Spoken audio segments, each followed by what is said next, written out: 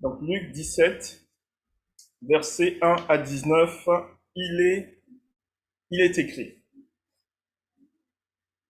Jésus dit à ses disciples, « Il est impossible qu'il n'arrive pas des scandales, mais malheur à celui par qui ils arrivent. Il vaudrait mieux pour lui qu'on mît à son cou une pierre de moulin et qu'on le jetât dans la mer, que s'il scandalisait un de ses petits. Prenez garde à vous-même. Si ton frère a péché, reprends-le, et s'il se répand, pardonne-lui. Et s'il a péché contre toi 7 fois dans un jour, et que 7 fois il revienne à toi, disant, je me repens, tu lui pardonneras. Les apôtres dirent au Seigneur, augmente-nous la foi. Et le Seigneur dit, si vous aviez la foi comme un grain de sénévé, vous diriez à ce sycomore, déracine-toi et plante-toi dans la mer, et il vous obéira.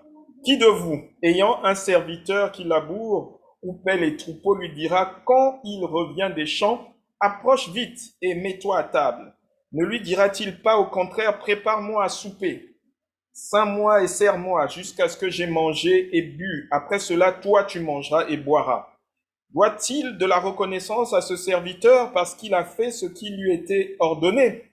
Vous de même, quand vous avez fait tout ce qui vous a été ordonné, dites, nous sommes des serviteurs inutiles, nous avons fait ce que nous devions faire. Jésus, se rendant à Jérusalem, passa dans la Samarie et la Galilée. Comme il entrait dans un village, 10 lépreux vinrent à sa rencontre. Se tenant à distance, ils élevèrent la voix et dirent, Jésus, Maître, aie pitié de nous. Dès qu'il les eut vus, il leur dit, allez vous montrer au sacrificateur. Et pendant qu'ils y allaient, il arriva qu'ils furent guéris. L'un d'eux, se voyant guéri, revint sur ses pas, glorifiant Dieu à haute voix. Il tomba sur sa face aux pieds de Jésus et lui rendit grâce. C'était un Samaritain. Jésus, prenant la parole, dit, les 10 n'ont-ils pas été guéris? Et les 9 autres, où sont-ils? Ne s'est-il trouvé que cet étranger pour revenir et donner gloire à Dieu? Puis il lui dit, lève-toi, va, ta foi t'a sauvé. Les pharisiens demandèrent à Jésus, quand viendrait le royaume de Dieu? Il leur répondit, le royaume de Dieu ne vient pas de manière à frapper les regards. Amen. Amen. Alors, ce matin, nous allons regarder ensemble l'histoire des 10 lépreux. Les 10 lépreux qui se présentent au Seigneur. Et après la prédication de la semaine dernière, où nous avons parlé de la sexualité, après la prédication dans laquelle nous avons pu voir comment le Seigneur, en fait, explique la sexualité, après la prédication, alors c'est vrai qu'il y a une petite partie de la prédication qui n'avait pas été enregistrée, c'est quand j'ai parlé de la masturbation à la fin, quand nous voyons dans Lévitique 18, en fait, que le Seigneur dit qu'on couche avec une femme. Donc, on ne peut pas le faire seul, on ne peut pas le faire avec le même sexe, mais le Seigneur définit bien que ça doit être avec la femme qu'on a épousée. Et que justement, l'esprit de masturbation, comme l'esprit d'homosexualité, ce sont des choses que nous devons chasser par le jeûne et la prière, parce que justement, ça ne répond pas à ce que le Seigneur avait prescrit initialement pour la sexualité. Après avoir vu ces choses, aujourd'hui, nous allons voir ensemble les 10 lépreux. Une chose qui peut déjà être frappante dans cette histoire que nous venons de lire, c'est de voir en fait que ces personnes en Israël, quand quelqu'un avait la lèpre, il fallait qu'il soit à l'extérieur du camp. Il ne pouvait pas rester avec les autres. Pourquoi? Parce que il y avait le risque de contaminer des personnes. Donc, il fallait qu'il soit à l'extérieur du camp. Et lorsque Jésus entrait dans le village, remarquez bien la petite information qu'on nous donne, Jésus est en train d'entrer dans le village. C'est à ce moment-là que les lépreux l'interpellent. Seigneur, Maître, aie pitié de nous. Et à ce moment-là, Jésus va s'arrêter et va leur répondre. Je veux dire à quelqu'un une chose déjà très importante que ces 10 personnes ont eu à faire. C'est que face à la maladie, face au péché, le seul que nous pouvons interpeller, c'est le Seigneur Jésus. C'est le Seigneur Jésus que nous pouvons interpeller. Il n'y a personne d'autre qui puisse venir régler une situation de maladie. Et dans la lèpre, je rappelle au passage, parce que quand on parle de lèpre, nous sommes là sur la maladie physique, mais il faut qu'on monte au niveau spirituel pour comprendre que nous allons parler de la maladie spirituelle, c'est-à-dire le péché. Parce que le péché est une maladie. Donc, Christ va présenter en fait comment, par lui, le péché initial d'Adam et Ève est aboli, et en même temps le péché physique, ou sinon la maladie physique est abolie en Jésus-Christ. Donc, ces gens, que vont-ils faire? La première des choses, c'est que ils vont demander à Jésus. Ils demandent à Jésus qu'il ait pitié d'eux. Qu'il ait pitié d'eux. Souvent, le monde va dire à quelqu'un, tu es malade, il faut que tu ailles voir des charlatans, il faut que tu ailles voir des guérisseurs, parce que c'est à ce moment-là que tu seras guéri. Mais ici, la Bible nous rappelle que la guérison passe toujours par Jésus-Christ. C'est-à-dire que même quand j'ai un rendez-vous à l'hôpital, je dois prier parce que la guérison, le médecin ne peut pas. Il faut que Christ intervienne. À chaque fois, il faut que Jésus-Christ intervienne. Remarquez une chose, c'est surprenant. Ils sont 10, mais il y a un qui revient. La Bible est faite de beaucoup de symboles et dans ces symboles, il y a beaucoup de révélations. Donc, c'est 1/10. C'est curieux. Comment ça se fait que 10 personnes, un revient? Je vais juste dire à quelqu'un j'ouvre une petite parenthèse. Abraham a donné 1/10 de son butin à Melchisédek. Donc, l'offrande, c'est toujours 1/10. Dans le sens où, spirituellement, le Seigneur va permettre que 1/10 soit donné. C'est-à-dire que la reconnaissance qui revient aussi, c'est le 1/10 qui revient. Je veux juste rappeler à quelqu'un que ce que tu donnes à Dieu est important. Parce que justement, tu manifestes de la reconnaissance. Et souvent, l'ennemi vient pour dire à quelqu'un, ce mois-ci, tu ne peux pas donner.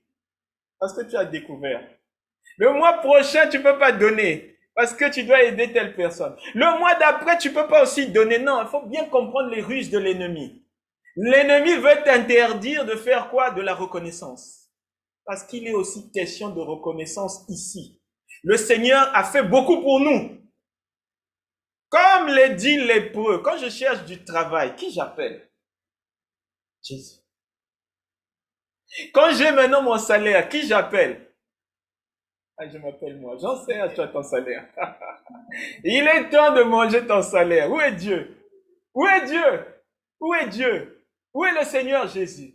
Voilà. Le Seigneur nous rappelle ici aussi que c'est de ta responsabilité d'avoir de la reconnaissance. Lorsque tu fais ton culte, lorsque tu viens au culte, c'est de la reconnaissance. Lorsque tu donnes une partie de tes revenus, c'est de la reconnaissance. Parce qu'ils sont 10, il n'y en a qu'un seul qui est reconnaissant. Un seul est reconnaissant. Ces personnes vont manifester la foi.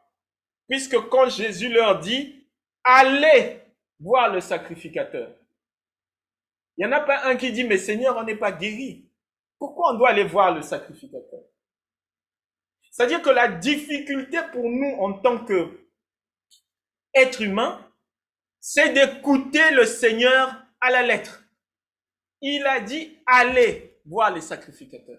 C'est-à-dire que en Israël, c'est le sacrificateur qui devait confirmer si tu es guéri. Et parmi eux, il y avait un Samaritain, les autres étaient juifs. Et ils savaient en fait que celui qui va justement confirmer que nous sommes guéris, c'est le sacrificateur. Donc, ils vont écouter. C'est une épreuve de foi. Tu écoutes quelqu'un qui te dit d'aller voir le sacrificateur, mais tu n'es pas guéri. Dans la logique humaine, c'est pas normal. Je ne peux pas écouter quelqu'un qui me dit, va voir le sacrificateur, mais sur mon corps, j'ai encore la maladie. Comment est-ce possible? Mais c'est là où l'ennemi attaque en fait. Parce que la parole de Dieu est toujours en avance. Quand Jésus parle, il parle aujourd'hui, Il a parlé hier, mais il parle déjà pour demain. C'est-à-dire qu'on entre dans la foi, dans le futur de ce que Jésus-Christ est en train de dire. Et à ce moment-là, que vont-ils faire? Ils vont se mettre en mouvement. Juste le fait qu'ils se mettent en mouvement, c'est l'exercice de foi d'avoir cru qu'ils vont être guéris. Et automatiquement, ils sont guéris. Ils sont guéris. C'est-à-dire que quand je prends la parole de Dieu, je la mets à l'intérieur de moi. Et je crois que ce que Jésus a dit est vrai. Ça y est, le miracle s'accomplit. Il ne me reste plus qu'à me mettre en mouvement par la foi. Et c'est là, en fait, que je vais manifester la foi, parce que la foi, c'est de croire à ce que tu n'as pas encore vu. Si tu crois en ce que tu as vu, tu n'as pas encore la foi. Il faut que tu crois à des choses que tu n'as pas encore vues. C'est là que le Seigneur te précède dans le temps, puisque lui, il est le maître des temps et des circonstances.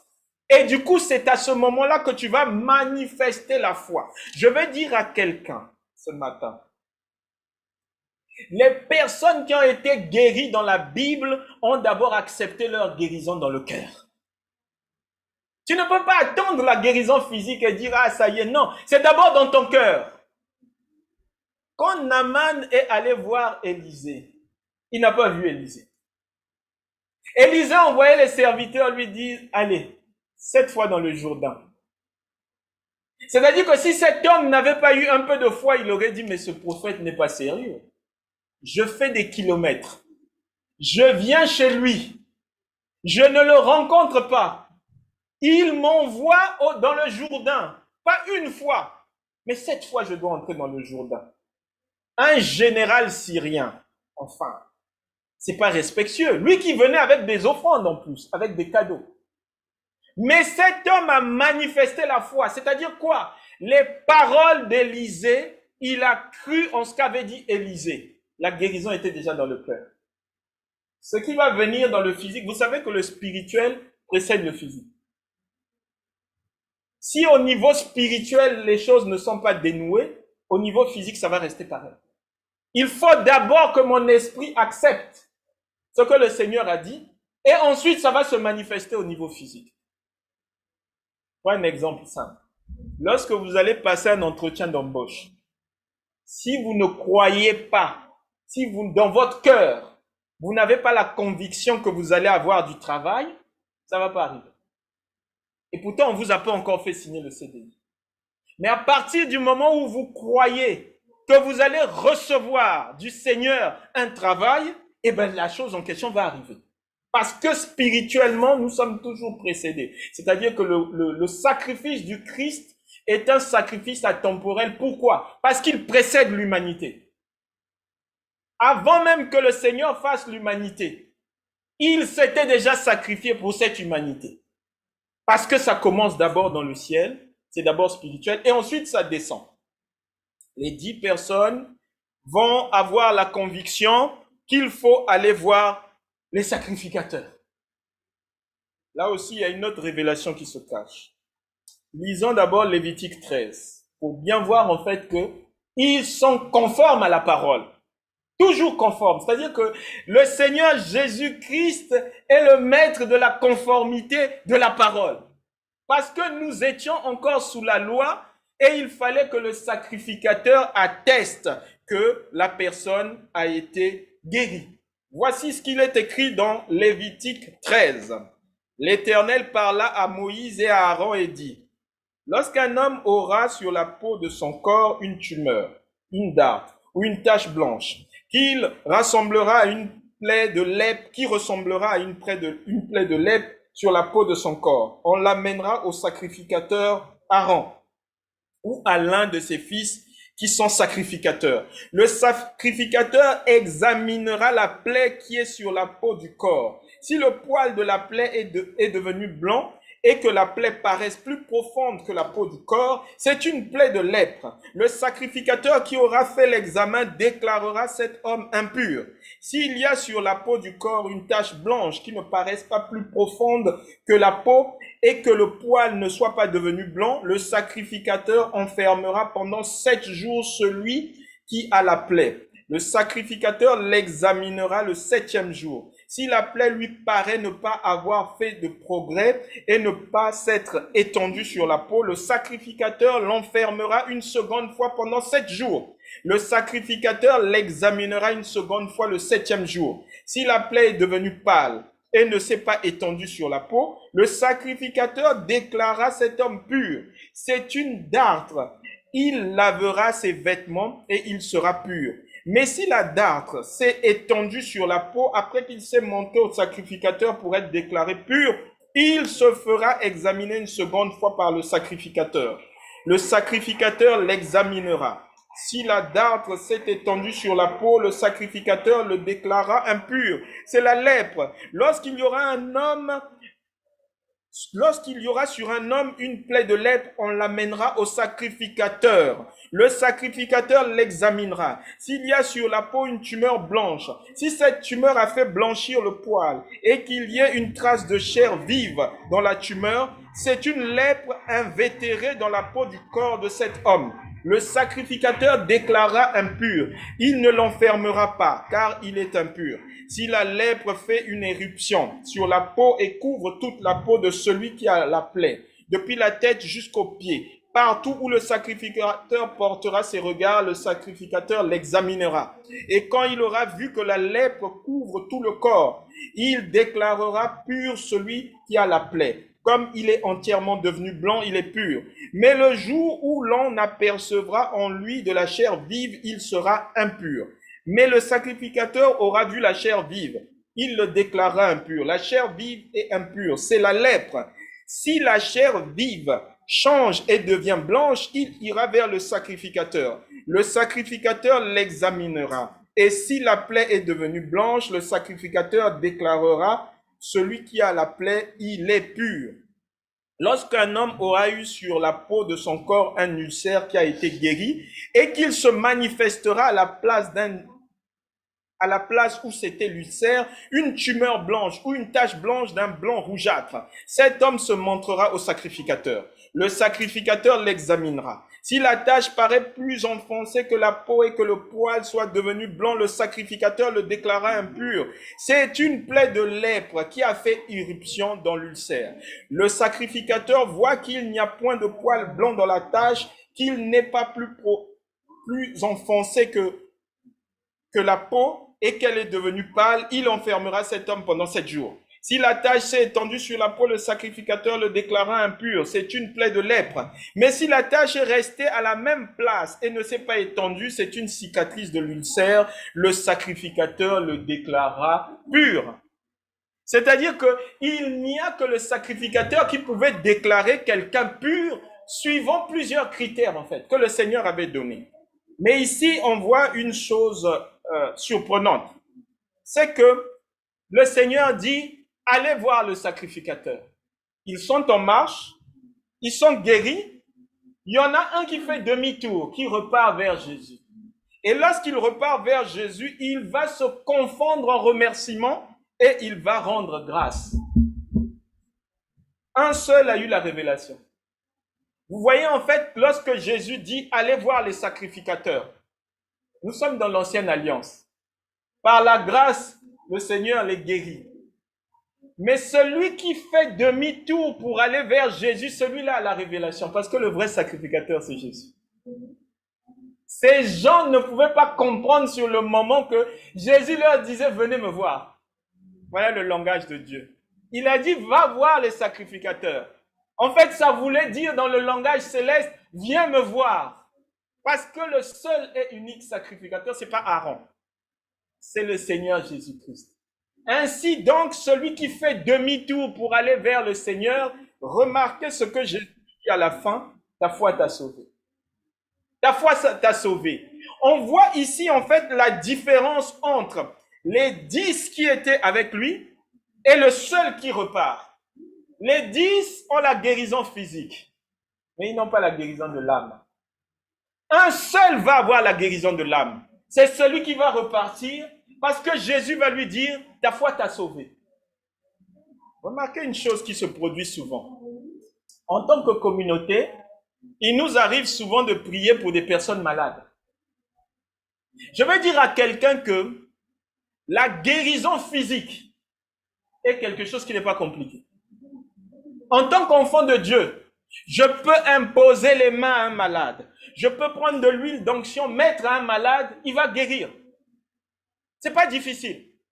Ça, c'est la chose la plus basique, c'est la chose la plus simple. Même une opération, je peux prier, l'opération est compliquée, la personne sort de là, et pourtant elle était dans le coma, elle sort. Ça, c'est pas difficile. Ce qui est difficile, c'est l'âme. C'est l'âme. Le plus important, c'est l'âme. Vous voyez comment de 10 personnes qui pouvaient recevoir la guérison de l'âme, ça s'est terminé à une personne qui a reçu la guérison de l'âme. Parce que celui-là est reparti vers le véritable sacrificateur. Nous lirons le texte tout à l'heure, Hébreux 2, Hébreux 4, véritable sacrificateur Jésus-Christ. Mais qu'est-ce que Jésus-Christ guérit? Non, il ne guérit pas que le corps.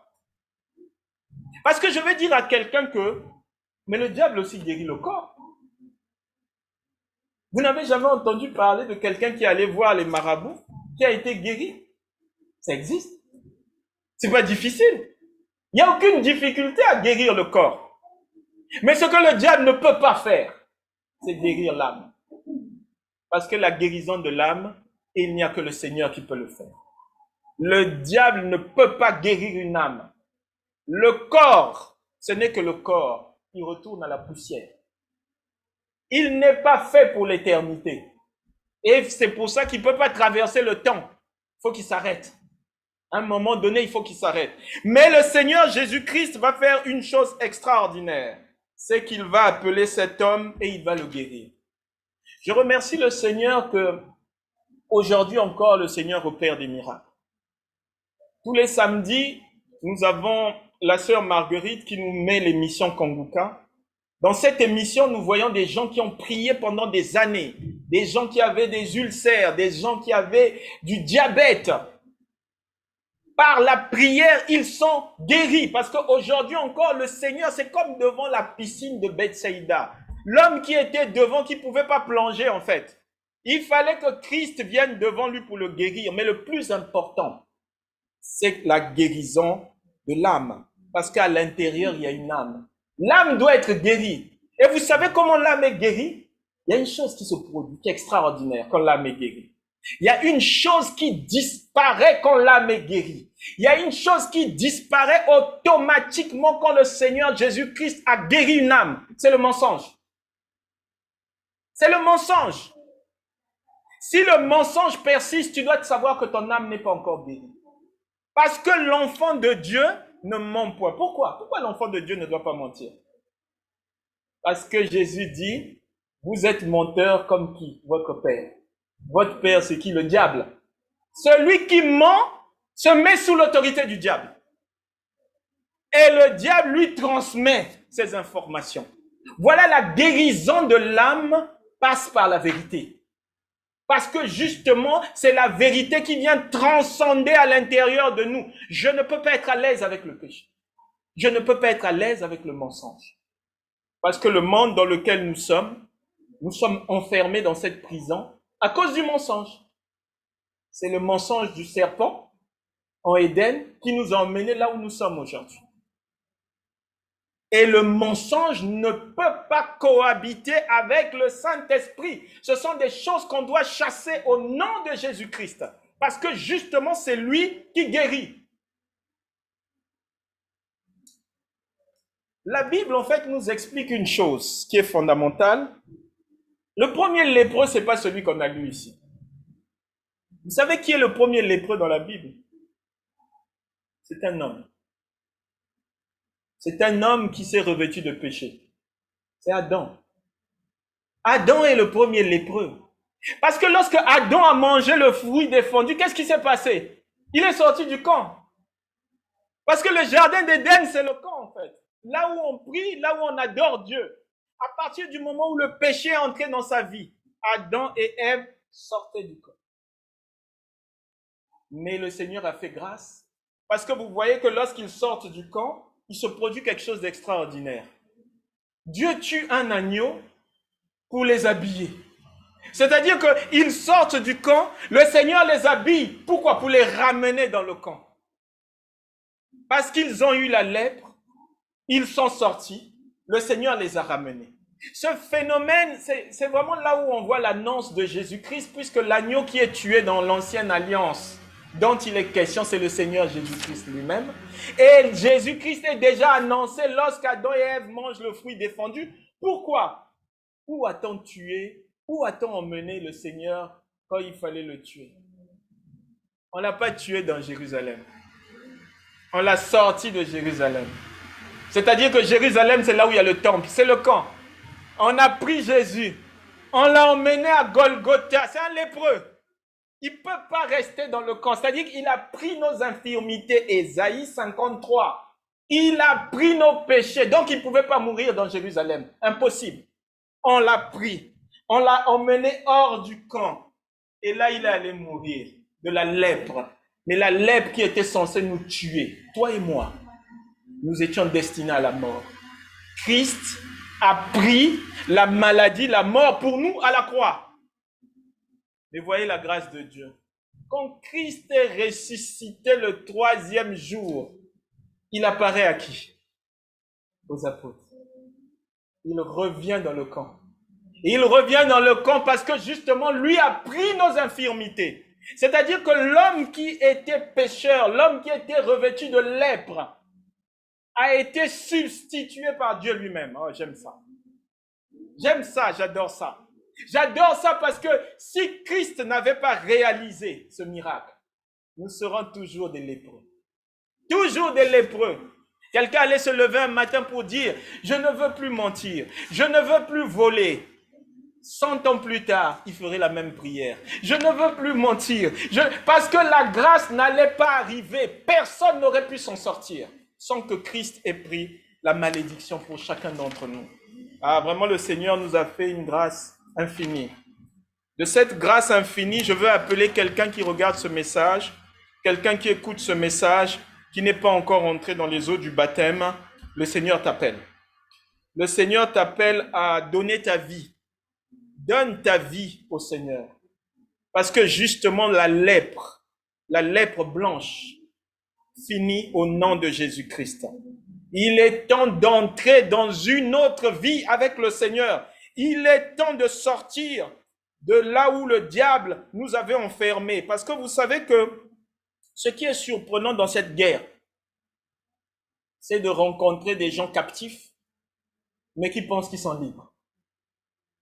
Quelqu'un vit dans le péché depuis des années, mais il se considère libre. C'est ça la supercherie de l'ennemi. C'est-à-dire que quelqu'un qui est lépreux, qui voit Jésus passer, il ne l'appelle pas. Il continue sa route, comme si rien n'était. Il continue sa route. Et pourtant, il est plein de lèpre. Il est plein de péché. Mais il ne veut pas aller vers Jésus pour avoir la guérison. Mais Luc 16 nous rappelle que quand il passe de l'autre côté, c'est là qu'il dit, Seigneur, permets-moi d'aller dire aux autres de ne pas faire comme moi. Parce que je sais que tu es grand. C'est là que je vois l'immensité de la puissance de ton royaume. Et Dieu lui dit, mais je t'ai donné l'occasion sur terre. Comme les lépreux, Jésus passe à côté. Aujourd'hui encore, Jésus passe dans la vie de chacune des personnes. Jésus appelle les personnes à venir à lui. Il y en a 9 qui citent le nom de Jésus. Oh, j'aime ces écritures.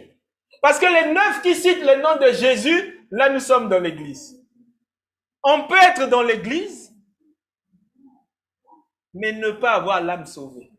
Il faut faire très attention. Il faut faire très attention à ça. Parce que justement, l'édifice physique que le diable a voulu bâtir, c'est de faire croire à quelqu'un, vous l'entendez aujourd'hui, je suis catholique, je suis sauvé. Je suis protestant, je suis sauvé. Je suis évangélique, je suis sauvé. Mais quelle est ta relation avec Jésus-Christ? Est-ce que tu es comme le Samaritain? J'aime ça. C'est un Samaritain qui repart. C'est pas un juif. C'est un Samaritain. C'est-à-dire que c'est quelqu'un des nations. C'est-à-dire que Dieu montre déjà qu'il va se détourner des juifs pour aller vers les nations. C'est le seul qui repart dire à Jésus merci. Les personnes qui sont souvent guéries physiquement, l'agent de la prophétie, ils ne se souviennent pas toujours que vous avez prié pour eux. J'ai plusieurs témoignages de personnes qui souffraient, qui demandaient la prière. Mais vraiment, le Seigneur fait des grâces parfois. Toi-même, parfois, tu es là, tu dis, Seigneur, mais moi-même, j'ai mal à la jambe. Je prie pour ma jambe, je ne suis pas guéri. Ah, mais je vais prier pour quelqu'un qui ne prie pas comme moi. Mais il est guéri. Ah, mais Seigneur, non, mais c'est une injustice. Mais comment? Moi, je passe du temps dans le jeûne, dans la prière. Je n'ai pas vu la guérison. Mais je veux voir quelqu'un, je le touche, il ne va même pas à l'hôpital, il est guéri. Ah, mais comment ça se fait, Seigneur? Mais comprenez bien en fait que la grâce de Dieu, c'est que toi, tu connais Christ. Ça veut dire que ton âme est déjà dans une position avantageuse. Il va aller toucher celui dont l'âme n'est pas dans une position avantageuse. Pourquoi? Quand vous priez pour quelqu'un qui est malade, dites-lui bien, je prie pour ton âme. Même s'il est sur le lit de l'hôpital, dans le coma, il faut lui dire, je prie pour ton âme. Parce que ton corps, s'il est guéri, tu vas fuir. Tu vas fuir. Tu ne m'appelleras même pas pour dire, ah Jean-Serge, tu avais prié pour moi, merci. Vraiment, je me souviens. Quand est-ce que je peux venir prier avec toi à l'église? Non, tu ne diras pas ça. Les 9 sont là. Ils criaient, aie pitié, aie pitié. Vous savez comment nous sommes les êtres humains quand nous voulons quelque chose. On se tord par terre pour dire, Seigneur, si tu me guéris. Seigneur, si tu me guéris, mais je prierai tous les jours, je vais te révérer, je vais jeûner. Vraiment, la puissance de la prière va se manifester. Dès que tu es guéri, ah, aujourd'hui, je ne prie pas. Un dimanche, je n'irai pas à l'église, c'est pas grave. Il y a quoi? C'est pas grave si je ne veux pas. J'irai dimanche d'après. Voilà les 9 lépreux sont là. Les 9. Dis-toi bien aussi dans le ministère, je veux encourager aussi quelqu'un. Dans le ministère, il n'y a pas de reconnaissance. Celui qui manifestera la reconnaissance, c'est toi-même devant ton Dieu. Ne t'attends pas à la reconnaissance des hommes, tu vas tomber. Tu vas ruminer. Tu vas ruminer. Ne t'attends pas à la reconnaissance des hommes. Attends-toi à être reconnaissant envers Dieu. Parce que tu es un canal de bénédiction que Dieu utilise. Toi-même, sois dans la reconnaissance. Vous savez, nous sommes souvent dans cette position. Moi, ça m'a miné pendant un bon moment l'année dernière. Comment est-ce possible des gens que j'ai aidés tout le temps? Comment peuvent-ils parler de cette façon? Non, toi, ta reconnaissance, c'est à Dieu. Merci Seigneur de m'avoir utilisé pour les aider. Alléluia. Ah, c'est dur, hein?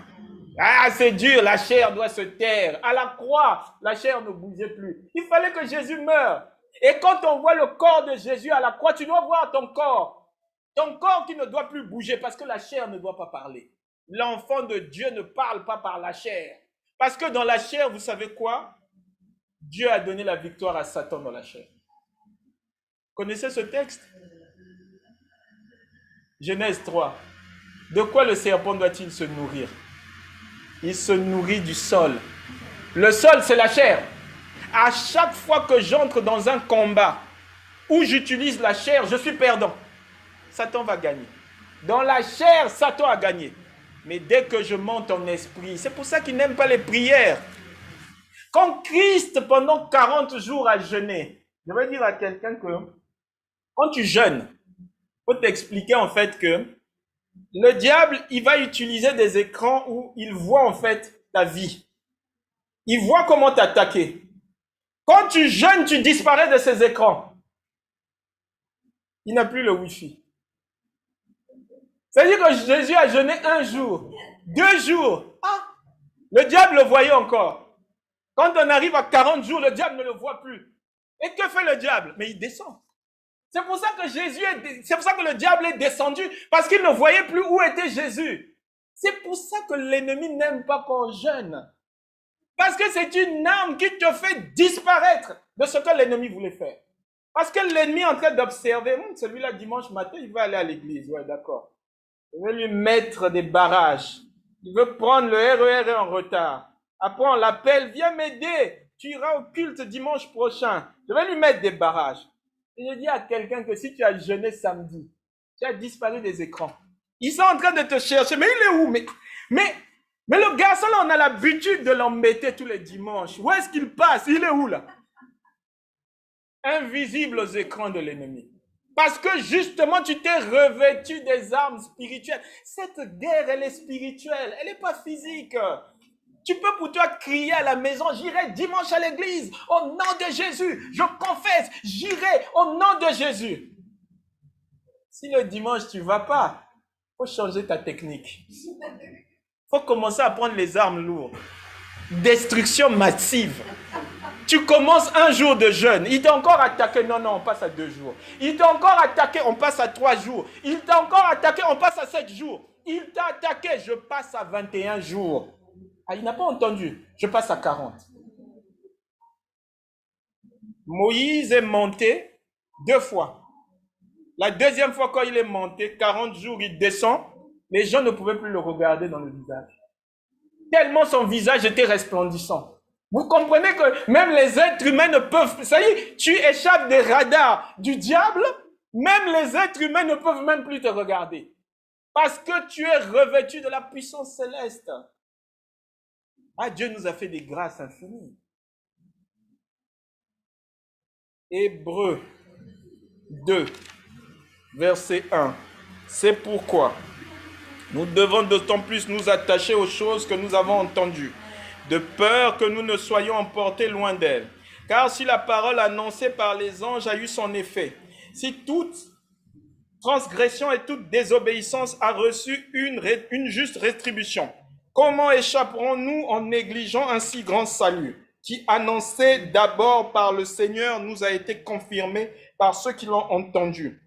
Dieu appuyant leur témoignage par des signes, des prodiges et divers miracles, et par les dons du Saint-Esprit distribués selon sa volonté. En effet, ce n'est pas à des anges que Dieu a soumis le monde à venir dont nous parlons. Or, quelqu'un a rendu quelque part ce témoignage. Qu'est-ce que l'homme pour que tu te souviennes de lui? Ou le Fils de l'homme pour que tu prennes soin de lui? Tu l'as baissé pour peu de temps au-dessous des anges.